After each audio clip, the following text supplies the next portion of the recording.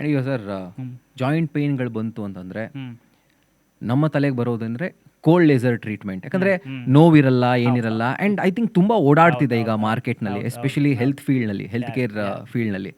So ಅದೊಂದೇ solution ಅಥವಾ ಬೇರೆ ಯಾವೆಲ್ಲ ಒಂದು ಟ್ರೀಟ್ಮೆಂಟ್ ಮೆಥಡ್ಸ್ ಇದೆ? ಅಲ್ಲ, there various methods. Cold laser treatment ಮತ್ತು IFT, ಅಲ್ಟ್ರಾಸೌಂಡ್, ಇದೆಲ್ಲ ಸುಮಾರು ಟ್ರೀಟ್ಮೆಂಟ್ ಇದೆ. Physical therapies they are counter irritants. ಅವು ಅಷ್ಟೊಂದು ಸೈಂಟಿಫಿಕಲಿ ಪ್ರೂವನ್ ರಿಸಲ್ಟ್ಸ್ ಇಲ್ಲ. ಅಂದರೆ ಈ ಜನರಲ್ ಆಗಿ ಸುಮಾರು ಜನ ಮಾಡ್ತಾರೆ. ಬಟ್ ನೀವು ಥೆರಾಪಟಿಕ್ ಲೆವೆಲ್ 1 ಸ್ಟಡೀಸ್ ಅಂದರೆ ನಾವು ಡಾಕ್ಟರ್ಗಳು ಪಬ್ಮೆಡಲ್ಲಿ ಬರುವಂಥ ಸ್ಟಡೀಸಲ್ಲಿ ಯಾವುದೂ ಪ್ರೂವ್ ಆಗಿಲ್ಲ. ಇವು ಆರ್ಥರೈಟಿಸ್ಗೆ ಇವು ಹೆಲ್ಪ್ ಮಾಡುತ್ತೆ ಅಂತ ಪ್ರೂವ್ ಆಗಿಲ್ಲ. ಬಟ್ ಸುಮಾರು ಜನ ಹಾಗೆ ಯೂಸ್ ಮಾಡ್ತಾ ಇದ್ದಾರೆ. ಬಟ್ ದ ರೆಗ್ಯುಲೇಷನ್ಸ್ ಬರಬೇಕು ಅದಕ್ಕೆ. That's one part.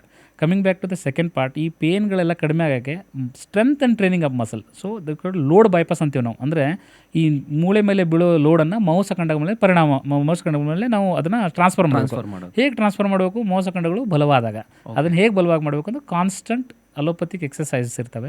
ಅವು ಎಲ್ಲ ಸಿಸ್ಟಮೆಟಿಕ್ ಫಿಸಿಯೋಥೆರಪಿಸ್ಟ್ ಸೂಪರ್ವೈಸ್ಡಲ್ಲಿ ಮಾಡಬೇಕು. ನಾವೇ ಹಾಗೆ ಮಾಡಬಾರ್ದು. ಯಾವುದೋ ಒಂದು ಯೂಟ್ಯೂಬ್ ನೋಡಿ ಯಾರಾದರೂ ನಿಲ್ಲಿಸ್ಬಿಟ್ಟು ಎಕ್ಸಸೈಸ್ ಮಾಡಿ ಅದನ್ನು ಕಲ್ಕೊಂಬಿಟ್ಟು ನಾವು ಲೈಫ್ ಲಾಂಗ್ ಮಾಡಿದರೆ ನಮ್ಮ ಮಾಂಸಖಂಡಗಳು ಗಟ್ಟಿ ಆದಾಗ ಆ ಲೋಡ್ ನೀ ಮೇಲೆ ಹೋಗೋದು ಮತ್ತು ಹಿಪ್ ಮೇಲೆ ಹೋಗೋದಕ್ಕಿಂತ ಮಾಂಸಖಂಡಗಳ ಮೇಲೆ ಹೋದಾಗ ಆಟೋಮೆಟಿಕ್ಕಾಗಿ ಪೇನ್ ಕಡಿಮೆ ಆಗುತ್ತೆ. So this is the concept. This is the most side effects ಇಲ್ಲ ಇದಕ್ಕೆ. ಯಾವುದು ಮೆಡಿಸಿನ್ ತೊಗೊಳ್ಳೋದಿಲ್ಲ, ಯಾವುದು ದುಡ್ಡು ಖರ್ಚಿಲ್ಲ, ನಾವೇ ಸ್ವಂತವಾಗಿ ಮಾಡ್ಬೋದು. ಪ್ಲಸ್ ಇದು ಪ್ರೂವನ್ನು, ಸೈಂಟಿಫಿಕಲಿ ಪ್ರೂವನ್.